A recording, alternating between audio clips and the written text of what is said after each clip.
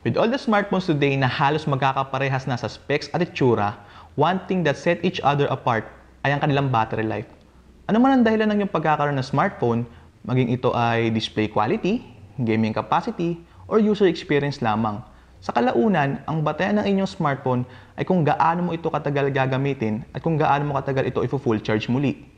And with people in social media all day, alam naman natin lahat na ang mobile data ay mabilis humigop ng battery life. Kaya kung kayo man ay nasa Twitter or Facebook maghapon o mahilig maglaro sa inyong smartphone na mga gamers dyan, ito ang pa-help on smartphones with the best battery life para sa inyo.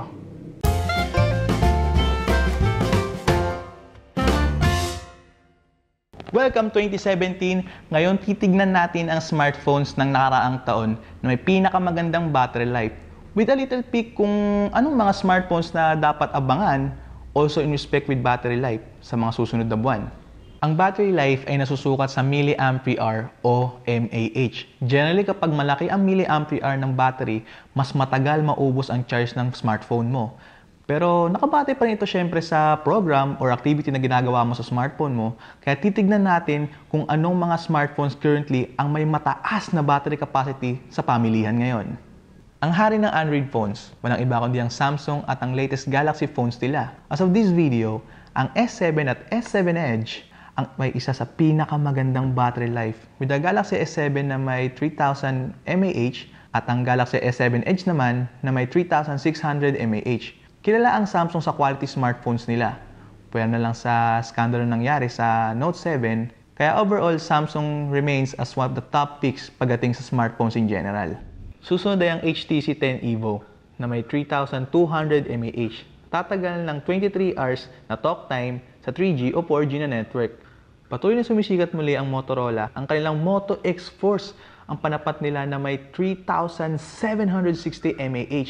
Natatagal ng ayon sa kanilang website, 30 hours of mixed usage. Ang Huawei Mate 9 at Lenovo K6 Note also has a large capacity at 4000 mAh. Pero with Huawei's 20 megapixel camera, edging the K6 Note a bit, lalo na sa mga megapixel warriors dyan, mga selfie lord, this is the phone for you. Malakas ang presence ni Oppo dito sa Pilipinas. Bagamat medyo bago pa lang, sa F1 lineup nila, ang Oppo F1s ang may pinakamataas na battery capacity of 3075 mAh. Oppo din siguro ang may pinaka-affordable na smartphone dito sa lineup natin. So if you're looking to switching to Oppo, magandang dito ka na mag-umpisang tumingin. Napakasikat ng Zenfone 2 ng Asus last year. At sa kasalukuyang Zenfone 3 lineup, ang Zenfone 3 Max ang may pinakamalaking battery capacity na aabot ng 4100 mAh. May ilan na maaaring ma-turn off sa ibang specs ng Zenfone 3 Max. Pero in terms of battery life, hindi ka magkakamali sa Zenfone 3 Max. Ang latest iPhones ay maaari na rin natin banggitin with the Android phones na nabanggit natin and its battery capacities na hindi bababa ng 3000 mAh. Ang baterya ng iPhone 7 surprisingly comes with only 1960 mAh. At sa iPhone 7 Plus ay may 2900 mAh lang. It still managed up to 14 hours on 3G para sa iPhone 7 at 21 hours naman para sa iPhone 7 Plus. But it's worth noting na ang iPhone ay optimized para tumakbo sa sarili nilang OS gamit sa sarili nilang components. Hindi tulad ng Android phones, kaya ang batayan ng battery life ng iPhones versus Android phones ay actual usage. Yan ang mga smartphones na na-release ngayon 2016.